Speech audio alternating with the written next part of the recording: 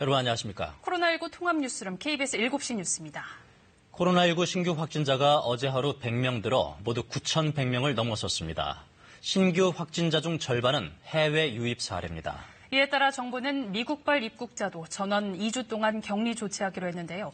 계약을 열흘 정도 앞두고 온라인 계약도 검토되고 있습니다. 중앙재난안전대책본부에 취재기자 나가 있습니다.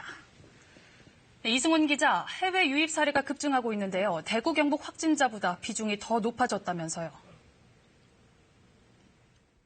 네, 그제 20명에 이어 어제 입국 검역 과정에서만 34명이 확진 판정을 받았습니다.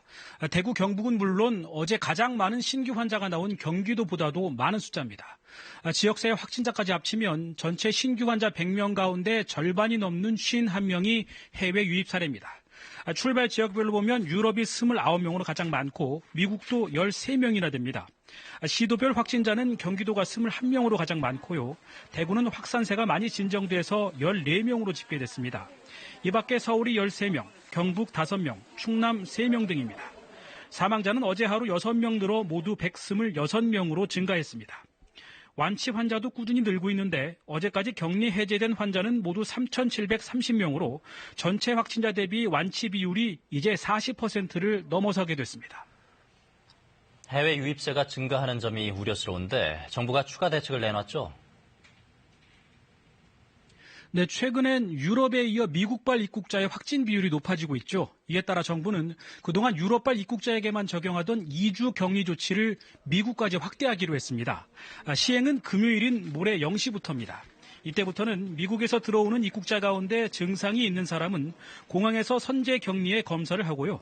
증상이 없더라도 집으로 돌아가 2주 동안 격리 생활을 해야 합니다. 단 일정한 거처가 없어 격리가 어려운 단기 방문자의 경우 매일 전화로 증상을 점검받습니다.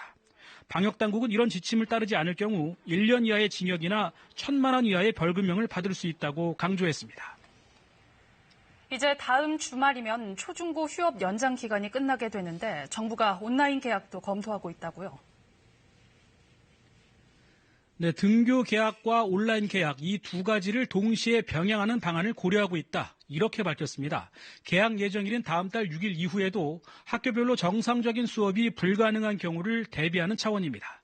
교육부는 이를 위해 학교가 온라인 수업을 할 경우 어떻게 법정 수업 일수로 환산해야 할지 또 수업은 어떻게 진행해야 할지 기준을 만들고 있다고 설명했습니다.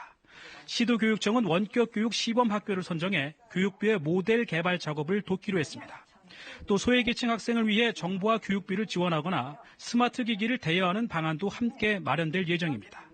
한편 집단 감염이 발생한 구로 콜센터에 대한 역학조사 결과가 오늘 나왔는데요. 처음 확진자가 보고됐던 건물 11층의 감염률이 43%에 달하는 것으로 나타났습니다. 방역당국은 11층 이외의 다른 층은 환자가 많지 않은 걸로 미뤄 밀집된 업무 환경에서 비말을 통한 전파가 이번 집단 감염의 주요 원인이라고 분석했습니다. 지금까지 중앙재난안전대책본부에서 KBS 뉴스 이승훈입니다.